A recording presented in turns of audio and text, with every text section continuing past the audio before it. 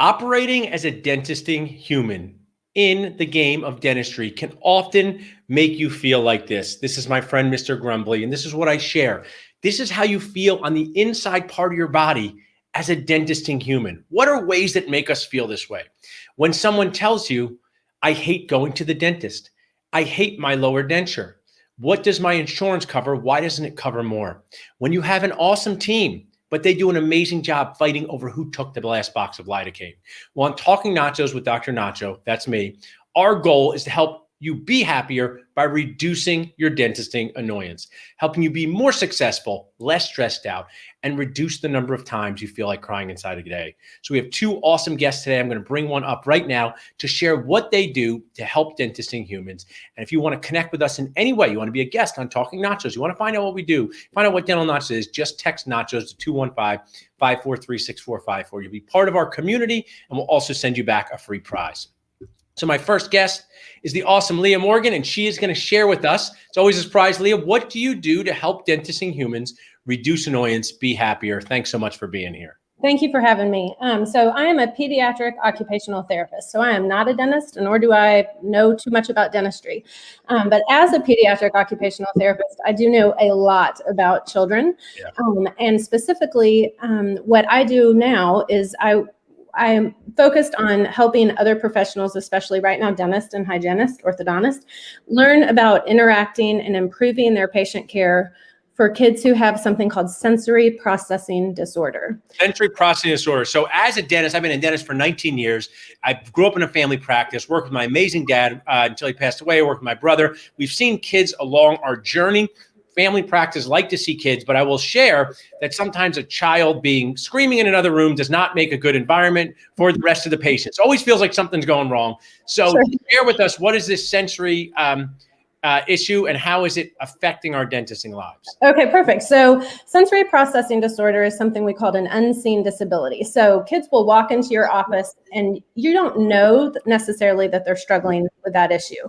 As opposed to someone who may come in with a different, more visible disability, sensory processing disorder kind of happens inside their body. So you're not aware of it as the dentist or the hygienist wouldn't be, or the front office person. But sensory processing issues are more and more common. It's more common than autism and as common as ADHD.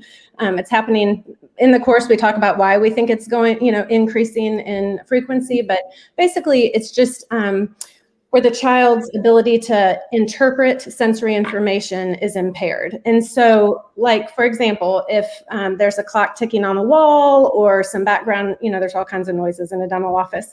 And adults with healthy sensory systems are able to filter those noises out. But kids with sensory processing disorder really struggle, and it can heighten their emotional response. And so you see a kid who comes in and he's calm and he seems fine and he gets in your chair, and then all of a sudden, things are not okay. And so the course kind of helps to explain what sensory processing is, how dentists or hygienists can anticipate and prepare in advance for some of those issues. We talk about changing some questions or adding questions to your intake questionnaire, stuff like that. Also sounds like, Leah, you're sharing such about this would be great for the dental hygienist because they're also the ones sometimes seeing the patient first. Every office does something different, but a lot of times a 5-year-old is coming in through the hygiene department, and that's sometimes their very first experience. So tell me about this course. I have 2 practices. I would like to make this better.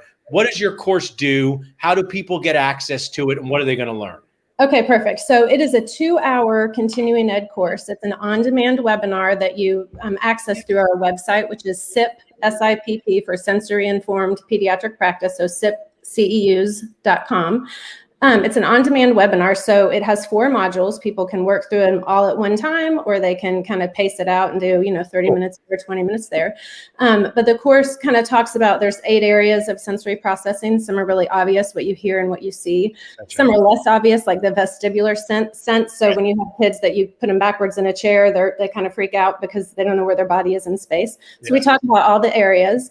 And then I have a hygienist, Victoria Sword, who's amazing, who joins me in the course and kind of shares with each of the 8 areas what are some strategies that you can implement to help issues not be So this seems like I'm a huge fan of on-demand content. We have a lot of dental nachos because you can learn anytime, anywhere. Sounds like 2 hours is a really digestible, to use a nacho term, type of content. What's the cost for an office to purchase this or get access?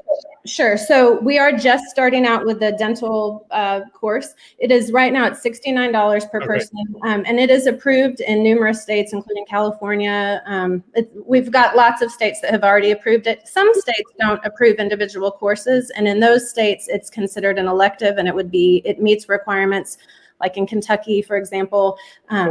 So anyway, the CEUs are for the most part approved, and then we also offer a discount we have it set right now that it's 50 per course for 5 or more participants. Great. I mean, really what you've done, and I think you should just be so proud of it, is created affordable learning anywhere, anytime, to help with something that's just got to be a very poignant issue for everyone involved, from the parents to the children to the dentist and hygienist. But I know this world so well. You're there trying to get a child to move forward with having a healthier mouth.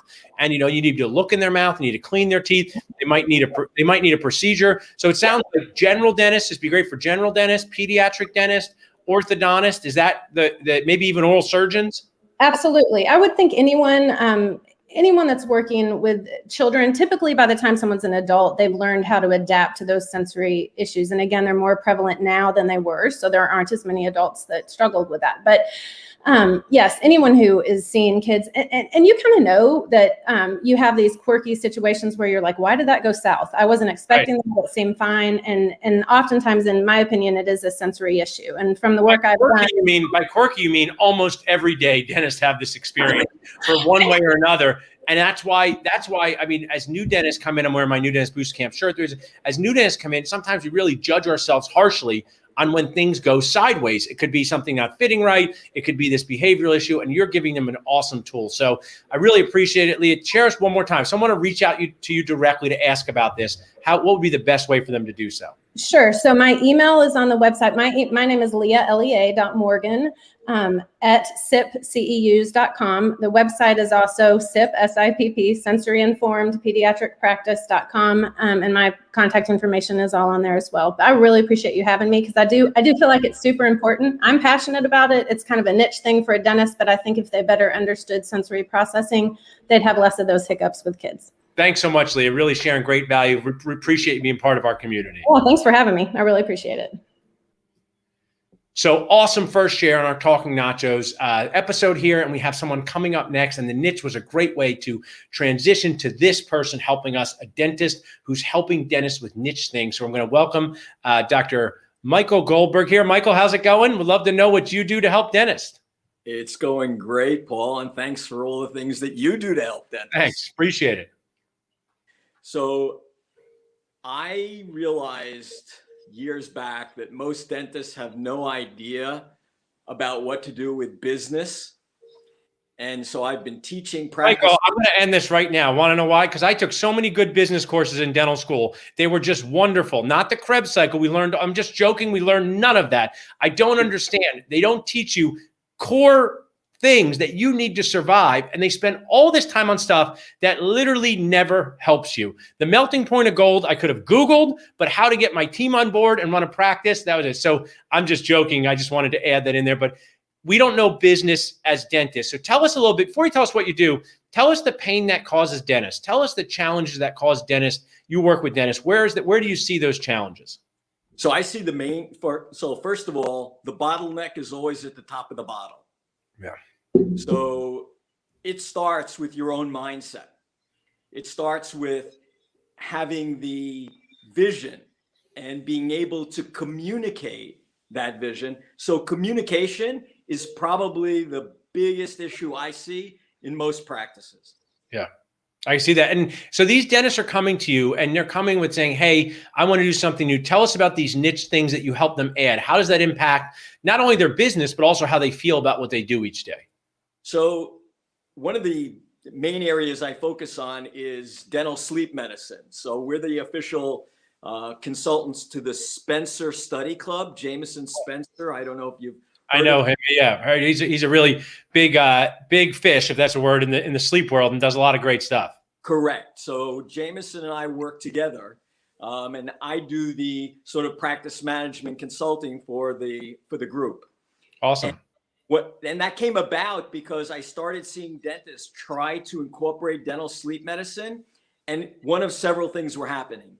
Either they stopped doing it because they figured out that they couldn't make money at it, Right. or they started doing it and made money at it, and they started focusing on that as their general practice started shrinking. Yeah. And the general practice is what's worth money. Right. So this is great. We have someone who does this in our practice. I've learned so much through having this dentist in our practice, and I've really had my own eyes open because I judge people only in the inside part of my brain, Michael. I keep them here, but I always thought this sleep thing's kind of hokey, right? No good. But I'm always open to new ideas. So when I brought this dentist in, and we had patients that I knew for years clamoring to see him, and he had got reviews saying, I didn't know I was so miserable every day until I started using an appliance. We had one funny consult where I knew very well the spouse coming in to see him, okay? But then I see the spouse trailing behind the spouse, and I go, what are you doing? They go, I'm making sure she says yes to this because I can't sleep. So tell us some of that impact with sleep medicine, but also I know the billing's challenging. So what do you help dentists do so they can move forward with momentum?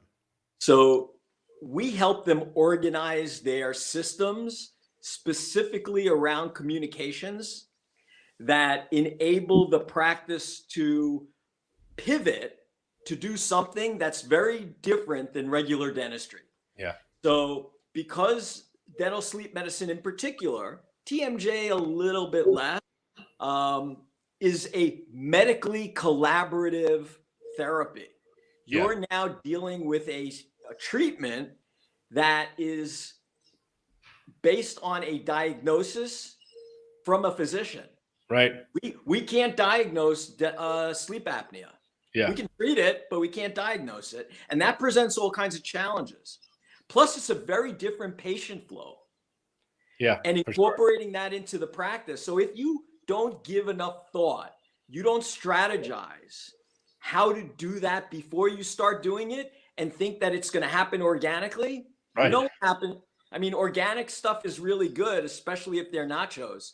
But growing things organically in a dental office doesn't usually work really well. I mean, I have these two books on me at all time remind me, both the Checklist Manifesto and the E-Myth Revisited, that share working on your business, not just in it, but also success. Success is hard work. It's annoying work, right? You know, it's great to have somebody, you know, sleep better, but how do you bill for it? How do you get your team involved? But when you put those things together, whether it's sleep or implants or ortho, you get to have more fun as a dentist. And that always seems to come with also making more money, a real win-win.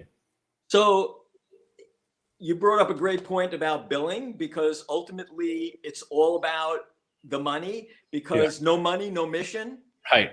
And if you can't make it pay, what's the point? So, and that's a real challenge in dental sleep medicine, because when you see somebody whose life you've changed, you've transformed them into a fully functional human being, and you've given them a good night's sleep, that's amazing. And it makes you feel really good. It's sort of like doing the smile makeovers, right? Yeah. How much better can a dentist feel than, you know, somebody saying, oh my God, you've changed my life?